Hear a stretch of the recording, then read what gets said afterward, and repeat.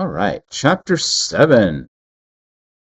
So chapter 7 is going back to more of a like general chemistry, normal chemistry sort of stuff. Though we actually are going to also hit up the cell membranes. I know, right?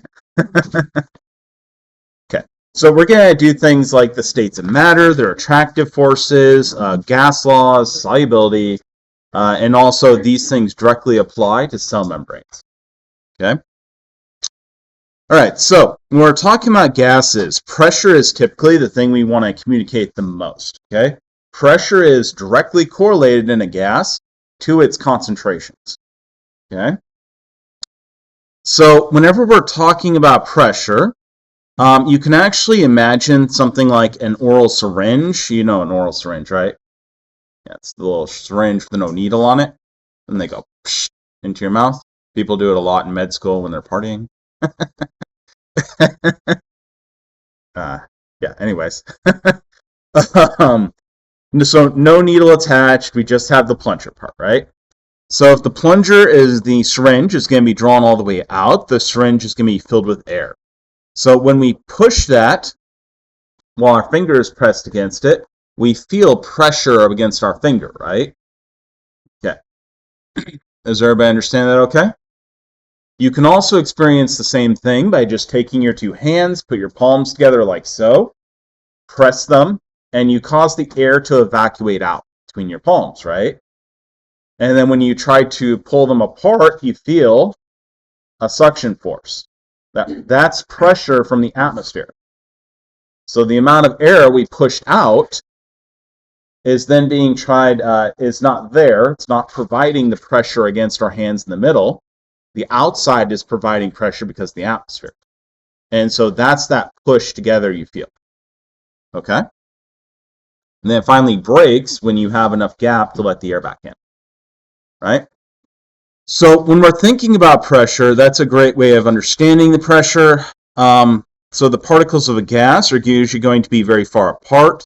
Your sample of your gas is mostly going to be empty space, but we still have gas molecules flying all over all the time, and they're colliding with us. Okay? And so when you evacuate a part of the pressure out, you're usually only evacuating like 50 to 70% of that gas space, if even that. Okay? What's happening is the molecules around you are colliding with your hands. They're pushing them together. Okay? While the inside has less of that happening. And so it becomes more difficult to pull apart. Right? Okay. Now, the air in a syringe can actually be squeezed. As you squeeze that air in the syringe, what's going to happen is those gas particles are going to be collapsed together, right? They're going to be pushed together. And so they're going to start pushing each other apart, right? They're going to want to push each other apart and expand back out. And so that is actually the direct cause of that pressure. Okay? The pressure is going to be a force that's exerted against the given area. Does anybody know what the atmospheric pressure is, by the way? Anybody ever heard that term? Yeah, so barometric pressure is also an atmospheric pressure. Yeah. So it's going to be the pressure that's pressing against you from the atmosphere. Okay? And the easiest way to think about this atmospheric pressure is that it's essentially a wedge of gas that's three-dimensional that's above you. Okay? That wedge of gas is pressing down because of gravity, right? Why not a column? Why a wedge? Because it gets bigger as we go out. Circumference, that's all you mean? Yeah.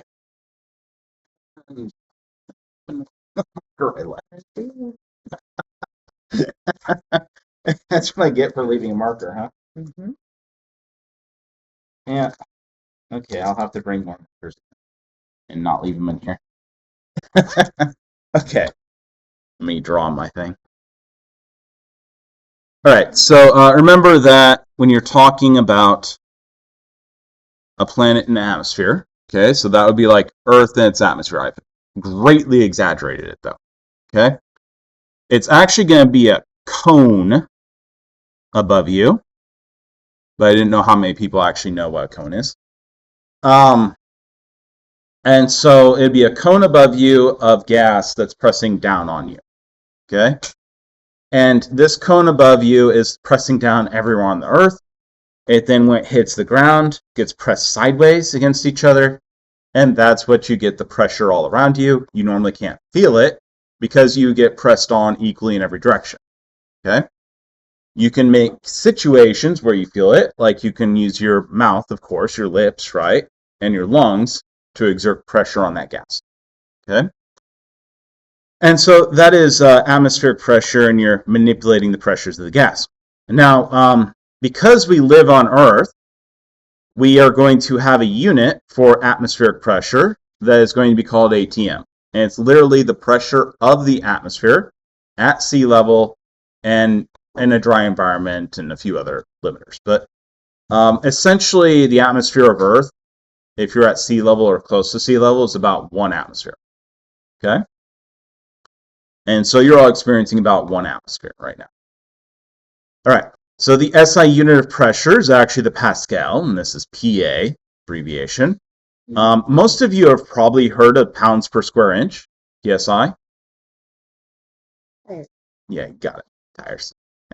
So that's typically what you would see on tires. Though sometimes tires also have atmospheres and pascals on the little labels on them. Or sometimes torr, but that's very, very unusual as far as I've seen. But if you have a tire gauge, you actually can switch the units. It's a decent tire gauge, so you may have actually seen these because you accidentally hit the button. I know I've done that before. All right. And so pounds per square inch is literally the measurement of force, which is being measured in pounds. So that's literally gravity force. And that's applied to an area of 1 square inch. And so the measurement of the atmosphere at sea level would be about 14.7 psi. And that corresponds to 1 atmosphere. The unit of millimeters per mercury is a very old unit. Most of you probably haven't heard of this mmHg before, but you would have heard of torr. Okay? Torr is the replacement for that unit, right? Spelled TOR. And this actually comes from the mercury barometers.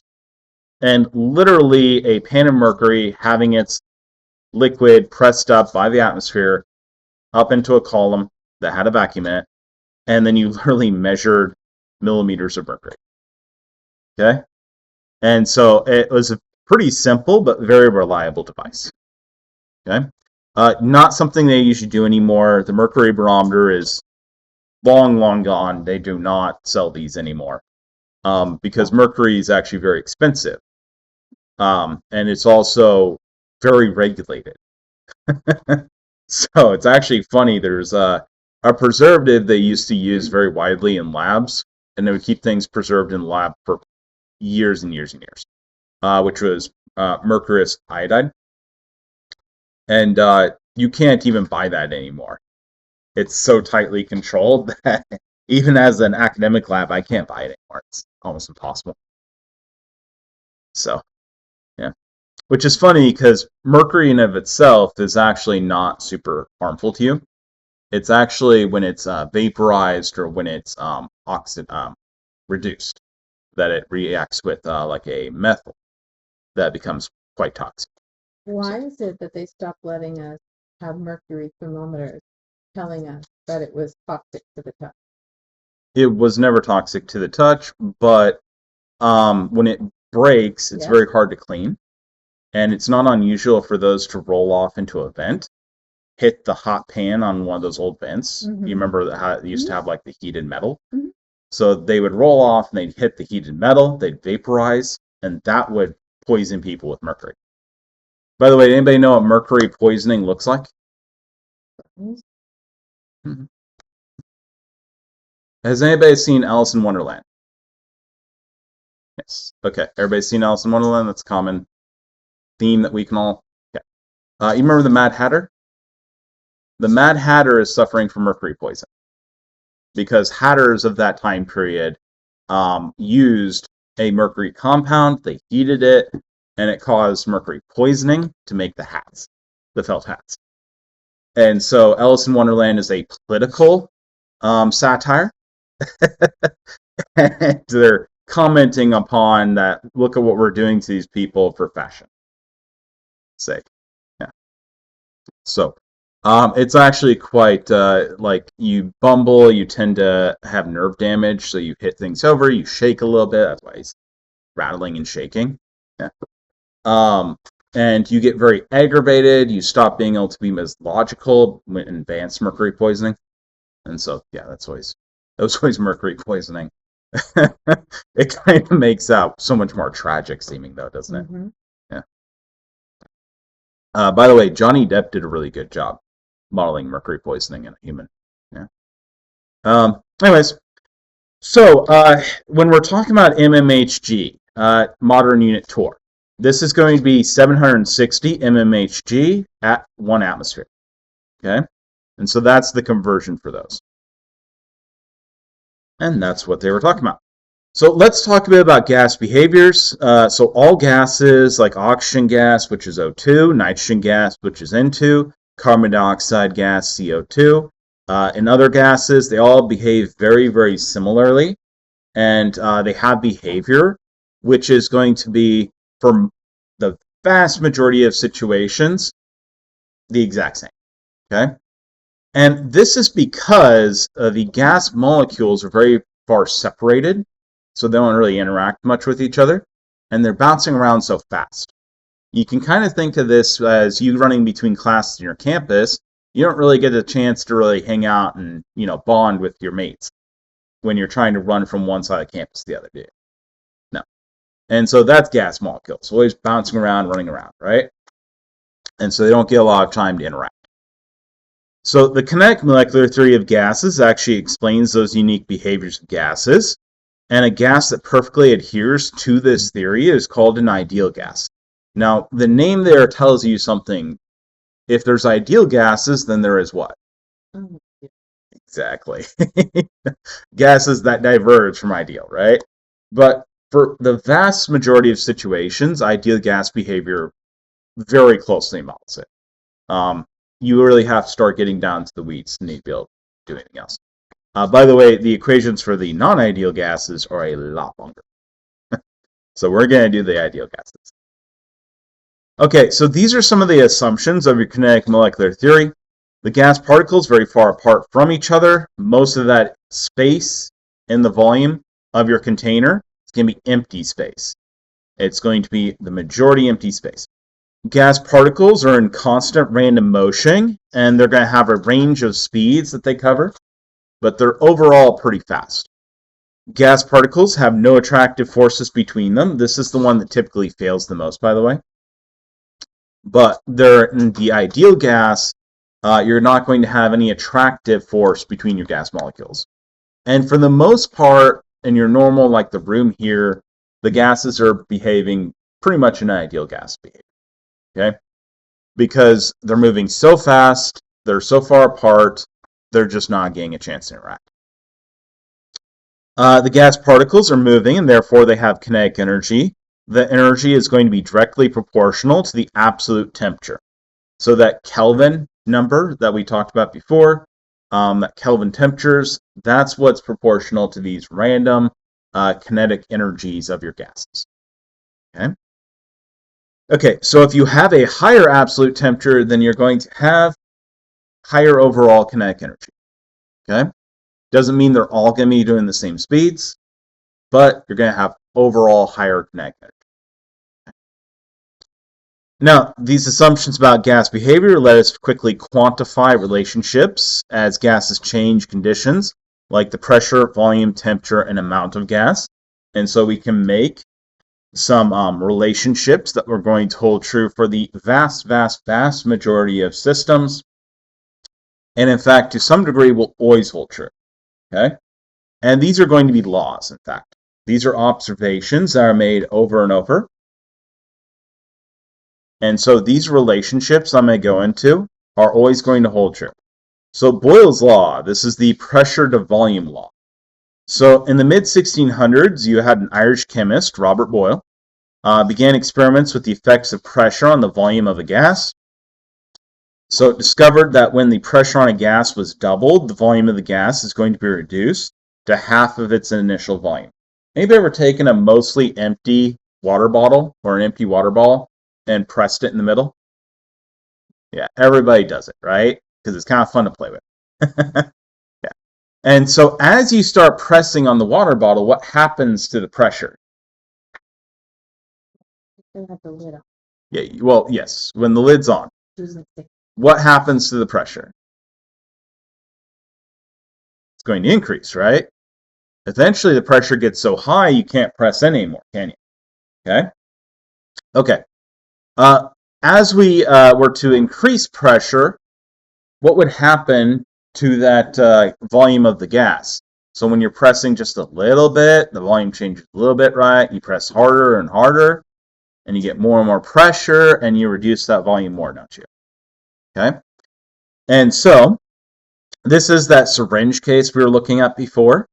If we have our initial pressure right here, right, and then we block the cap with our finger, then we put twice the pressure, we're going to have half the volume. We triple the pressure, we're going to have a third of the volume. Okay? And these are going to be directly proportional to each other. This is the mathematical relationship that you're looking at. So whatever the initial condition is, P times V, that's going to equal the final condition, P times V. Notice you double this number halves, doesn't it? So they can be the same. Everybody okay with the math there? We'll see. If this was 1 times 1 here, and you did 1/2 here, what does this have to be? 2, right? So whenever you look at the math here, it's just directly PV equals PV. Okay. This is the just normal math, how you solve a problem that I've given you all average time. What do you have? What do you need? How do you get there?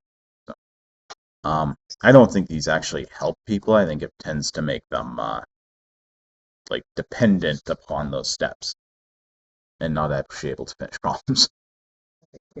Yeah. But your book does it, so I also will go ahead and put it in there for you. So let's talk about breathing. Okay, you may have noticed that, hey, this is actually directly related to breathing, isn't it? Okay, and so that's an everyday Boyle law application. You've actually been testing Boyle's law for me this entire time. Thank you for your testing. So when you breathe in, what do? Yeah, you expand your lungs, expand the volume, right? And so when the volume expands, what happens to the pressure? It goes down, doesn't it? And when the pressure is lower in one area, then the pressure is going to be higher in the atmosphere than inside your lungs, isn't it? And so the air flows from the atmosphere into your lungs. Okay? When you breathe out, what do? Yeah, your muscles are contracting your lungs, aren't they? And so what you're accomplishing is you're reducing the volume, right? That increases the pressure. And that increased pressure is going to force air out into the lower pressure surroundings, isn't it? Isn't that a little trippy? Did your breathing all of a sudden change? Mm-hmm. Yeah. Whenever I talk about breathing, my breathing changes too. Yeah. Because I start paying too much attention to it, right? All right. So, kind of cool, huh? By the way, you can do things like collapse your lung because it's too low pressure. You can burst your lungs, you get too high pressure. There's a variety of medical conditions that this actually applies to. And this is an incredibly important in terms of medical, because our lungs are quite vital, actually. Okay, so this is Charles' law, and this is going to be the relationship between temperature and volume. Interestingly enough, this is usually the relationship you all actually understand the best, because you've actually had the most testing externally from you. Which is funny, because this one's by far and away, Boyle's law, right? Is the one that by far and away you've done the most. You've done nothing else more than breathing. Yeah. So in the 10 experiments with gases, we had a French scientist. I'm going to just murder this name because I'm terrible with French. Jacques Charles. It's yeah, I'm terrible at French. It's just Jacques. Okay, yeah, I forget all the time. Yeah, I'm pretty sure they wouldn't say Charles though. That's the English version, but yeah. Anyways, so the pressure and the temperature are directly related, but they're inversely related. Okay, so as you increase the temperature, what's going to happen is the volume of the gas is going to be increased as well. Okay, so as we increase the temperature, we're going to increase our volume, right? As we decrease the temperature of a gas, we're going to decrease our volume. Okay, and that's why these are the opposites. They're V over T. So if this goes 1 to 1 here, and this one's 2 here, to be equal again, this one has to be 2, doesn't it? Double. Okay. Okay.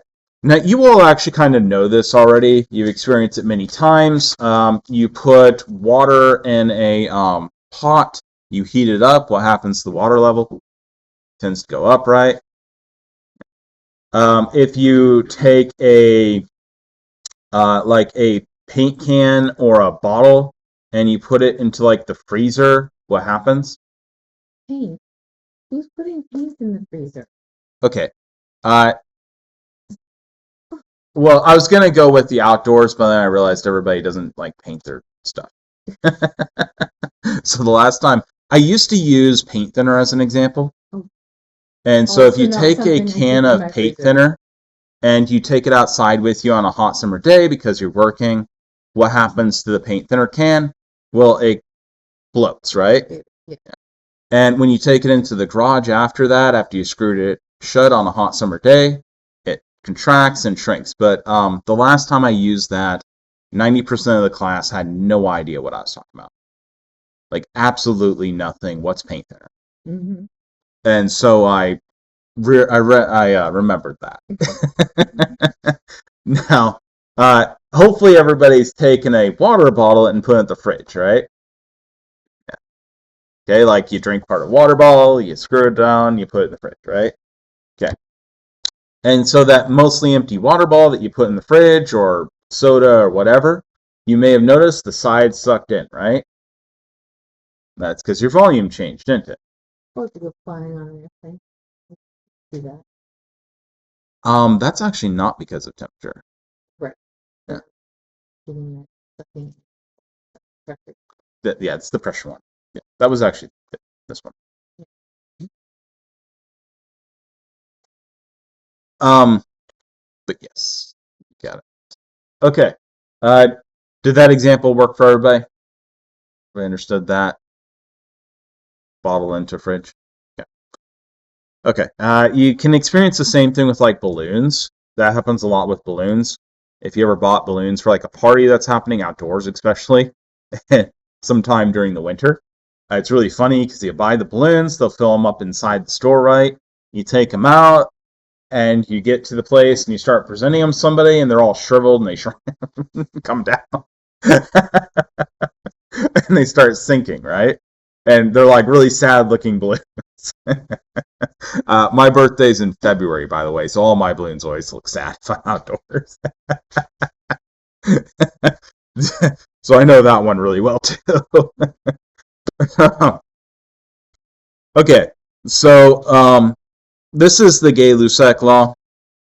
This one's going to be the pressure versus the temperature. You probably experienced the same thing before of like you took a bottle and you have it in the fridge, and then you bring it out, and sometimes it can be like out into the summer heat, right? And you feel the bottle's much less flexy, right? It's a much harder, okay? And that's the pressure, actually. And so again, as you increase temperature, your pressure goes up as well, okay? You're actually experiencing this, in case you're interested, when you're like boiling things as well. So as you increase the temperature, the pressure of the gas increases and start escaping much faster, okay? And that's why boiling actually happens and you get like splattering and stuff, okay? because you're converting that gas's pressure to be much higher to escape in the atmosphere. Okay, this right here is a summary of those all, and this is called the combined gas law. And so this is the temperature, pressure, and volume. So the pressure and volume are directly related, and they're opposite of each other, right? As you increase one, the other goes down. And then the volume and temperature are directly correlated, and as you increase the temperature, you increase the pressure, you increase the volume, right? Okay. And in all these cases I'm talking about like a sealed container, because we don't change. Notice the term we don't have in here yet is moles, right? We don't have the amount of gas changing, okay? And so we are going to get to that, but first we need the combined gas law, okay? Okay, now, notice that we set these equal to each other, didn't we? Okay? So if there were any constants on either side of this, they would have canceled out, right? And they actually do equal a constant. So if they equal a constant, then you can actually set them equal to each other. That's why you could do that, okay? So if we take that P times V divided by T, that actually equals a constant value, okay? Now, the ideal gas law here, this is going to be what we've talked about before, but it's also going to have moles in it, okay? And so notice that this relationship is very, very similar. See that? We've just divided over the T hamlet, okay? So multiplied both sides by T, and this right here is actually your constant that we had kept constant all the time. And so this right here is N, that's the number of moles, okay? And this right here is R, and that's called the gas law, ideal gas law constant. Okay, or gas law constant is typically what most people call it. And so that is the constant that was over here. Before we had kept the moles the same every time, and so that also was constant in all those. And so we had PV over T equals a value that's not changing. Okay, and we can set them equal to each other. Okay, so again, that right there is the ideal gas law. PV equals nRT. All right, now changes of state and attractive forces. So when we have a substance, you've all experienced this, when you're heating it, cooling it, you're going to be changing the state of the matter, okay? And so if you cool it below a certain point, you're going to freeze it, right? And that's going to go to a solid, okay? When you heat that solid up, you do what's called melting it, right? Like an ice cube. And so that's going to be called melting. So these two things, freezing and melting, they're changes that go between liquid and solid. When you have a liquid, it can evaporate, going to a gas, right? A vapor phase, okay? It can also condensate, or condensation, which the gas forms a liquid. You know how you put a cold drink out and it produces a little condensate liquid on the sides? You guys all definitely know this one because the professor after us is always going, why is there water rings everywhere? Because my students are bringing cold coffees. What are you talking about? The cups all leak. That's how it happens. Yeah. That would be terrible. They're all like sugary drinks, right? So it'd be very sticky. Ask a 5-year-old. That's what they think is happening. The Oh, cups are leaking. do they? I never thought that. That's weird. Oh, that's why you're apparently working on the No, I was not. Yeah. So the it's condensation. That's why it's called condensation, because it's literally condensing, right? Condensation. It's going from gas to liquid. Now there's one more transition. Most of you probably haven't really experienced this one, but if you've ever gotten dry ice, anybody gotten dry ice before? Mm-hmm. That's frozen CO2. Okay. Maybe you're ice blocking. Hmm? Have you done ice blocking? What do you mean You by take ice a blocking? block of dry ice and you put a towel on it, Mm-hmm. and then you go up a hill, and all these Tennesseans who get snow, but this is like a California thing. There's no Mhm. sledding in California, so you take a block of dry ice and you go to a hill, you sit on the towel, sit on the ice, and you go down the hill. That's That's ice blocking. okay. That's almost sad, but There's no snow. I've done it where you can actually make bombs out of it too. Well, if So you throw it in a swimming pool, it'll explode. yes, we will. Yeah, we'll actually do that as the You're gonna throw it science in a department. swimming pool? Not in a swimming pool, but into a pumpkin. There you go. We'll blow up pumpkins. That'll be fun. Yeah. So in case you guys are wondering, there is an event that's going to be happening towards the end of October. There's the Halloween event, okay, where they give out candy and stuff, and we blow up pumpkins. We'll have a flyer again. Okay. Anyways, so that process, the reason you're able to skate on it, that CO2 is going into the vapor phase directly. Okay, it goes directly from solid to the vapor phase. Does not go through the liquid. Okay, you've actually never seen liquid CO2 unless you've been in a very high pressure system, which is very unlikely that you could actually see in it. Okay, I have actually seen liquid CO2. It's not special looking. Yeah, I've seen it. They had science experiments at my middle school. That would be unusual for middle school, but I had a very, very good school. Okay, so that's sublimation, by the way. You can remember it because when you die, it's sublime. You go up to heaven, right? And that's going from a solid to a gas, right? That's typically the easy way to remember that. Sublimation, solid to a gas.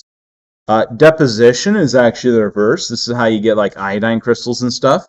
Or this is actually how they make the computer chips in your phones and things. And they go directly from a gas to a solid. Okay? And so that's deposition. These transitions between these different states of matter, the solid, liquid, gas phases, those are going to be changes of state. Everybody good with that so far? Okay, so if we're heating, then we're going to follow the red line. And so we go from solid to liquid to gas, and that would be these right here, right? If it's like CO2, you're going to go directly from solid to liquid, or gas, excuse me, and it'll be sublimation. Okay? Okay, the blue line would be the opposite. This is if you're reducing the temperature, you're pulling heat out. Okay? And so this would be condensation, freezing. And then if we go directly from gas to solid, this would be deposition. Okay, so when does something actually boil? You may have noticed that you can have a liquid slowly evaporate, but it never actually boils, right? And so, like, for example, if you leave these little rings of liquid on these desks, eventually it tends to evaporate, doesn't it? And you'll come back the next day and you didn't wipe it up, nobody wiped it up, and yeah, it's gone. Okay? And so that is evaporation. Okay, that is vaporization. That's what's happening. But it never boils, does it? It doesn't form bubbles that then go up and pop. Okay? And so what's happening in boiling is you increase the vapor pressure of your escaping gas molecules so much that reaches the same pressure as the atmosphere. And so those gas molecules start escaping very vigorously. Okay? So if you have a closed container, what you're going to see here is that some of the water molecules are going to be in the form of water vapor, right? And we all kind of know that already because we've opened containers and they have a bunch of smell to them and like it's moist in there and yeah, it's very obvious the vapor's there, right? This is going to do this until you reach a physical equilibrium, meaning that the vapor is coming back into the liquid and then the liquid is going back into the vapor at equal rates. So you don't have any overall change, okay? And so the pressure above here, this is called the vapor pressure, right? If you had water at room temperature, it has a vapor pressure. It's not very high, and so it doesn't all escape at once and it doesn't boil. But it does have a vapor pressure, okay? If it's in a closed container, it's going to have that vapor pressure. It just maintains there, okay? If the container's open, it's going to have that vapor pressure above there, and that's going to continuously get blown away. Okay? So every substance has a characteristic vapor pressure at a specific temperature. As you vary that temperature, your vapor pressure is going to vary with that. Okay? And you all know this relationship because if you heat water, then the vapor pressure goes up and you start seeing more of the steam above it, right? And so it raises, more and more steam, and finally you hit a boiling point, don't you? And it starts boiling. Okay? And that's when the vapor pressure up of here equals the atmospheric pressure. Okay? All right. So again, boiling points is when all the molecules in liquid have enough energy to push back the gas molecules at the surface of the liquid. It's going to allow those gas molecules of liquid to escape very rapidly and shoot out. Okay? And so that's going to be boiling. Each liquid molecule also has to overcome the attractive forces of their neighboring molecules. And so the gas phase is where you pull it out of those attractive forces in the liquid. It becomes a single molecule that starts zooming off and bouncing around in the gas phase. Okay? And so what you're doing is you're breaking all the connections and launching it out. You can think of it as little Elon Musk rockets coming out of the solution. Okay? The landers actually work properly, though, because they come back in. No problems. All right. Touché. No, his landers actually are working really good now. They are. Yeah. So, not dig at him. He's the only one I can do that they actually land again. So, if I did the NASA rocket, it wouldn't land again. All right. So when the boiling point is reached, the molecules have enough energy to change from a liquid to a gas, and their vapor pressure is going to be equal to the atmospheric pressure. Okay? The reason that boiling happens on the bottom, by the way, is because your flame is on the bottom. If you were to have your flame on the top, the bubbles would form on the top. Okay? They'll form on whatever the hot surface is. You could actually heat a pot on the side, and you see all your bubbles form on the side. And go straight up the side. Okay? All right, so the attractive forces. There's different types of attractive forces that have a different amount of attraction. Okay? And so we can actually predict the overall behaviors of these vapor pressures and boiling points based on these attractive forces that are present in that liquid or solution. The attractive forces are going to be caused by the attraction of an electron-rich area of one compound to an electron-poor area of another compound, i.e., all of these forces have to do with a positive-negative attraction. Okay? So we have our negative electron charges being attracted to positive proton charges, right? So attractions are going to be between two molecules. This is called intermolecular forces. You guys know the internet and the interstate, right? Inter meaning between two objects. Okay, in case you're wondering, yes, there is actually an intranet. In fact, there's an intranet to this school. Did y'all realize that? Yeah, kind of, maybe. Yeah, that's the, there's like a drive that's available inside the school, and then you have to log into the school system. That part's an intranet service. Like if you log into the guest system, that login screen, that's an intranet service. I have an intranet to my house, but that's me. Technically, your house also has an intranet. You probably just don't use it. Okay? If you have a Wi-Fi router, you have an intranet. And then the internet is connecting between the different intranets. Okay? Interstate, connecting different states, right? Intermolecular, connecting different molecules. Okay? So the intermolecular forces. Strong attractive forces are going to predict higher boiling points. We're going to have lower vapor pressures at any given temperature. We're going to have higher melting points as well. And because those are going to be stronger connections that you have to pull against and break. Please don't make me talk over too much. Thank you. So these are right here are the intermolecular forces. We have the London forces. Those are going to be our weakest forces. Okay. also called London dispersion forces or induced dipole forces. Okay? London forces is how your book labels them.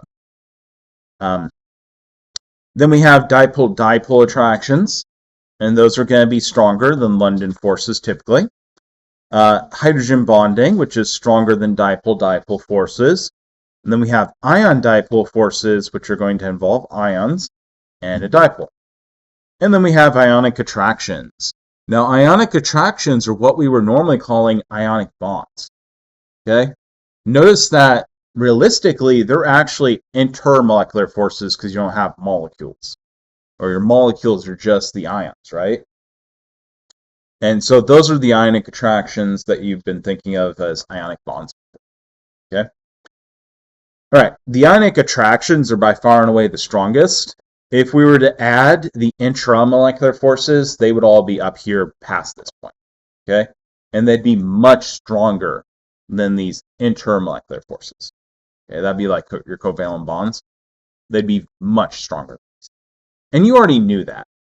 Like, okay, I sit there and I boil something, right? I boil my water. Am I making hydrogen peroxide while I boil my water? No. No. Am I breaking that apart, making hydrogen gas and oxygen gas, and then all of a sudden it blows up on me? No, it doesn't do that, does it? And so it took much less energy to boil my water than it did to, say, break apart a salt or to cause the bonds to break, right? And that's why I can get away with boiling my water and it doesn't blow up in my face.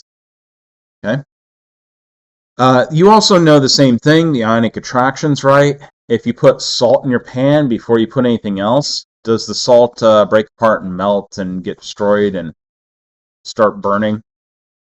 No, it doesn't do any of that, does it? Yeah. Nothing really happens to salt, does it? Yeah. Because the ionic attractions are way stronger than, say, hydrogen bonding. Okay, so London forces or London dispersion forces. Now, these are going to be attractive forces. They're going to occur momentarily between all molecules when electrons become unevenly distributed over a molecule surface. So think of it like this, okay? If we have this room here and you're all electrons, the middle of the room is the nucleus, okay? So every time you guys come into this room, you change your seating a little bit. Have you noticed that? And so every now and then we get more people on one side than we do the other, don't we? Okay? If you're electrons, right now, this side of the room's negative, isn't it? This side of the room's positive then, isn't it? And so we've made dipoles, haven't we? Temporarily. Next time you guys will rearrange a little bit, and maybe this side's negative. Okay? But anytime you have electrons moving around, which they always move around, they're going to constantly create little spots where it's negative on one side, positive on the other. Okay?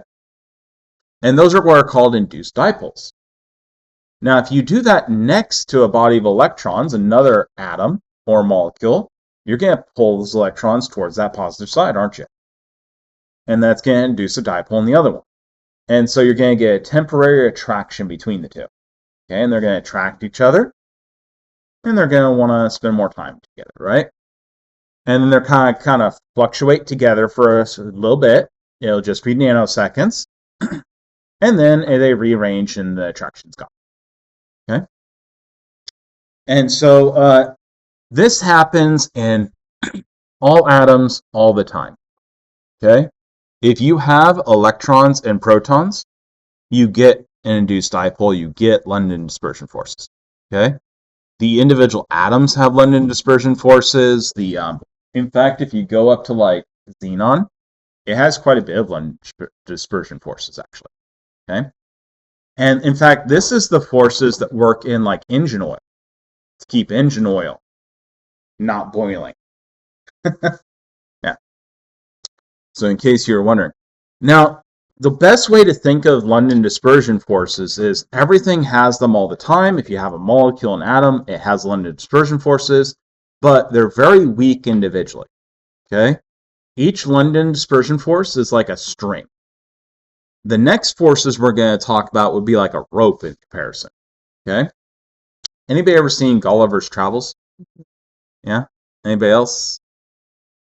No? That's disappointing. I know, right? Yeah. Okay, so think of it this way. If you are tied up by a rope, would you typically worry about string? Somebody tied you up with a rope, and you have a little string tying your pinky. Which one are you worried about the train is coming? Are you worried about the rope or the string? You're worried about the rope, aren't you? You are not going to care about the string. It is just not as powerful, okay? And so when we're talking about these next forces, like these London dispersion forces are going to be there too, okay? But we just don't care because they're so small. And so we typically don't really talk about them. Now, having said that, what if you have 1,000,000 strings tied to you? You're going to start worrying about it more, right? Yeah. And so these can really build up. Like you had mentioned, you have asphalt, you have engine oil. These are both London dispersion forces. And they're really strong forces, actually. They take quite high temperatures to melt and boil, don't they? And so, like, these can really, really build up, but you have to have really big molecules for that to happen, okay? They're going to be directly related to how long your molecule is and how large your molecule is, okay? So the more molecular weight you have, the more London dispersion forces. It's like adding more strings, right? Little tiny electron string. Okay. This right here is also London dispersion forces that's keeping this together. This would be cellophane, like you'd have in your kitchen. And so this is that momentary induced dipole. You can see this side is positive, this is negative, because the electrons went to one side more than they did the other. And this one over here is having a negative charge over here and positive charge over here, because it's having a dipole induced in it by the fact this one's positive, right? And they'll match up for a little bit, and then they'll stop matching, and then they'll match up again, okay? That typically doesn't happen with the entire side of a molecule like that.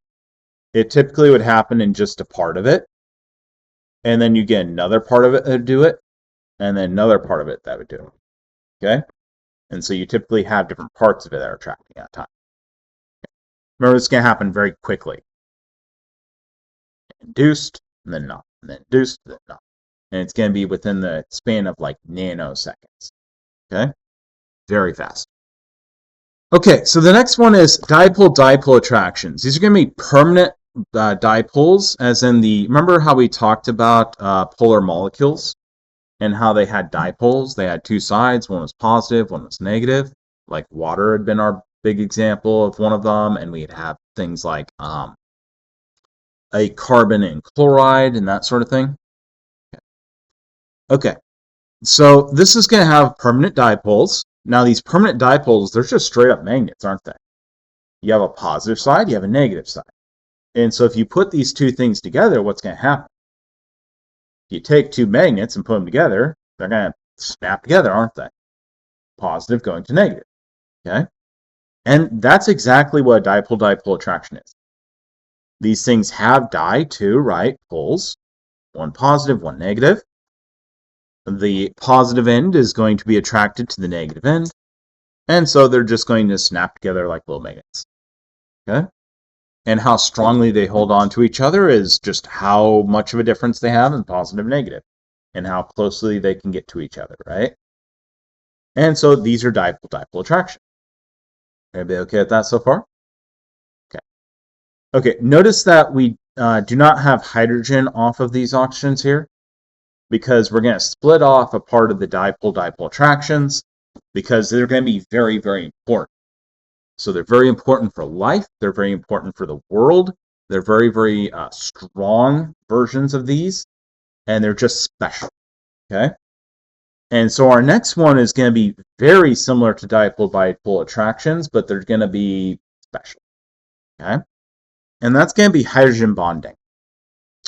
So in hydrogen bonding, what we're going to have is we're going to have two things. We're going to have a hydrogen bond donor and a hydrogen bond acceptor. Okay? The hydrogen bond donor is going to have the positive charge on it. the hydrogen bond acceptor is going to have the negative charge. Okay? And what this is it is a hydrogen that's bonded to an oxygen, nitrogen, or fluorine. Okay? Notice where oxygen, nitrogen, and fluorine are on the periodic table. See how they're all up on the top right part of the periodic table? Okay. Those are three atoms that have very high electronegativity. Okay? And they have lone pairs on them. And so what ends up happening is when they bond to hydrogen, you have this huge difference in electronegativity. And then hydrogen's this very tiny nucleus, right? The very, very tiny proton, just one proton, that's it. And so what you get is this really concentrated, very strong magnet. Okay? It'd be like having super strong, very, very small magnets. Anybody ever bought the really good magnets? Neodymium magnets? Meaning the ones you can't get apart once they're stuck Exactly. together. Exactly. Yeah. If you buy those really good magnets, they're really small, right? So you can't get a lot of fingers on them. Mhm. And then they're really strong because they have really good charge on them. And so you have a hard time separating them. Like most people can't snap them apart and get like if you have only 4 or 5 left of them, sometimes you can't get them.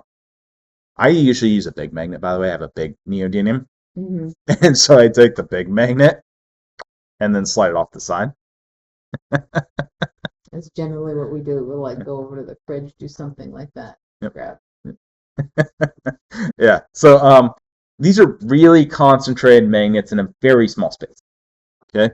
So you get a lot of attraction, much more attraction than your normal, not as good magnets. Okay.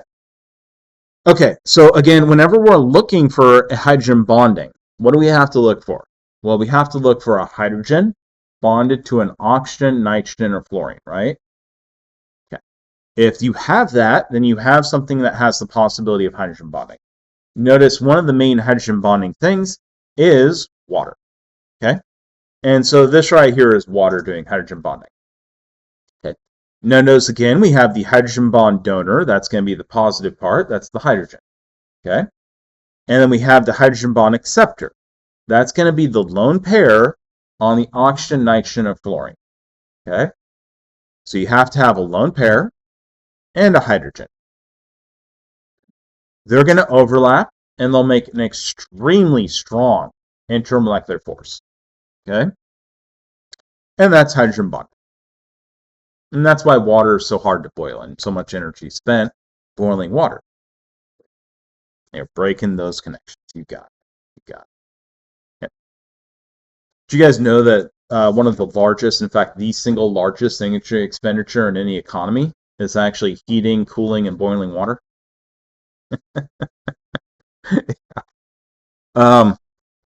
So this is hydrogen bonding. We can have the same molecules hydrogen bonding. We can have different molecules hydrogen bonding.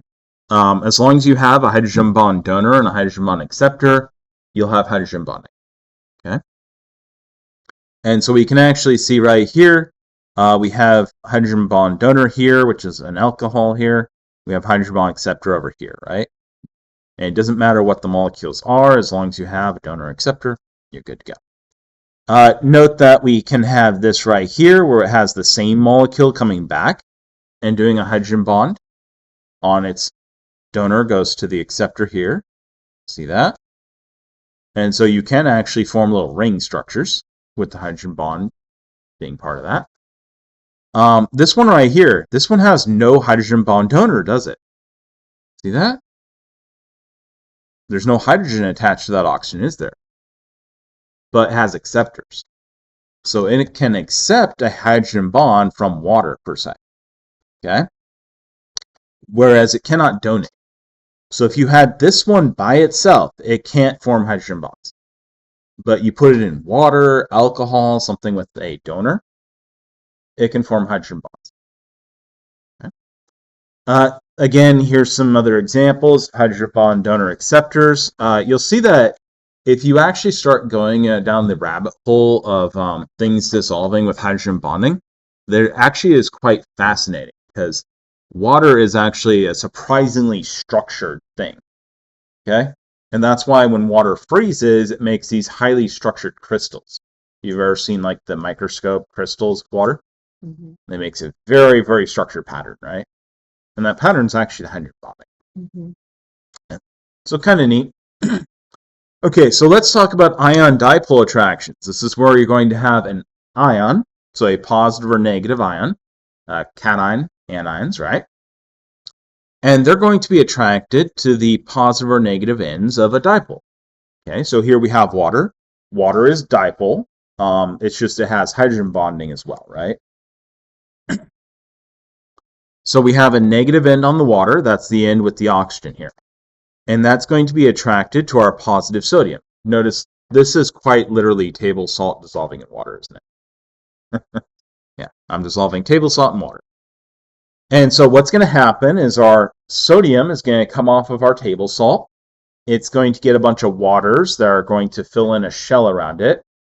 And this is called the hydrated shell. Okay. We're going to get chloride ions. They're going to be attracted to the positive end, the hydrogens. And this is going to form a little water shell around it. And interestingly enough, that water is actually going to interact with the rest of the water molecules. Okay. So when you dissolve the sodium and chloride, notice we had called it dissociation before, and that's because the two ions dissociate from each other, and they form little shells of water around them. Okay, that's why they're difficult to come back. This right here is ionic attraction. It's the ionic bonds you were thinking of before. The positive ion is attracted to the negative ion, right? And so we form an ionic attraction.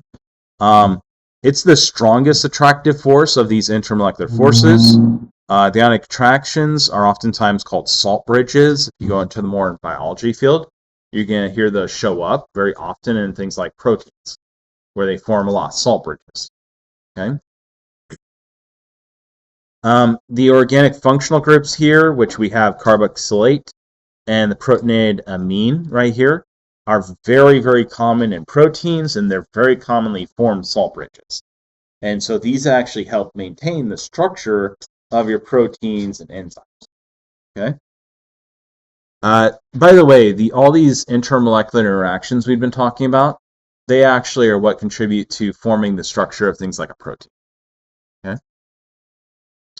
Okay, so this right here is your different questions to go down and to figure out which force would I have. Okay, so number one, is it polar? If it's not polar, the only thing it can have is London dispersion forces, right? If it's polar, it can have poles, right? So you can be one of the dipole hydrogen bonding, something like that. Okay. Is hydrogen bonding possible? Do you have a hydrogen bond donor? Do you have a hydrogen bond acceptor? Okay. If hydrogen bond donating and accepting exists, then you can do a hydrogen bond. Okay. Is an ionic charge present? Well, if an ionic charge is present, then you have one of the ion ones, don't you? How do I easily know if I have an ionic charge? Well, typically I have like a metal and a non-metal, right? That's the most typical ionic charge one. Okay. I could also have the ammonium ion, which is that NH4+. Okay, so we have an ion. These ones here is it just the ions that are present? Or do we have a dipole as well? Something that would have a dipole, like water. Okay, in which case that would be ion dipole forces. Now, let's try to predict some vapor pressures and boiling points for some alkanes. So again, the alkanes, if we look at them, they're going to be nonpolar, right? And so the only force we're going to have present is the London forces, your London dispersion forces. Okay. Now, when you have a London dispersion force, it's purely a probability thing. And so the more atoms you have, the more molecular weight you have, the more likely it's going to happen. The other part that affects it is if you have more surface area, you have more chance of having London dispersion forces. If I'm only touching at one point, right, I have very little chance of having those attractions. If I have a lot of overlap, I'm going to have a lot more chance, aren't I?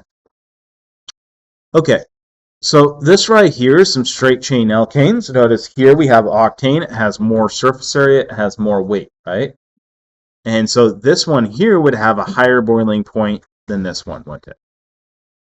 because we'd have more London dispersion forces for the octane than we'd have for the pentane. Okay? And so if we go ahead and look at these right here, you may have already known this relationship to some degree. So methane, ethane, those are the components of natural gas in like your house, right? And so they're always gas at room temperature, aren't they? You never see them as anything but gas. Propane, also gas, right? You've never seen that as anything other than gas. Okay? Oftentimes comes in tanks. They're pressurized propane tanks. Okay? Butane, though, you've probably seen as a liquid before. That's lighter fluid. Okay? So when it's under pressure or very cold, about a little bit under 0 degrees Celsius, a little bit under ice, okay, you can actually get liquid butane.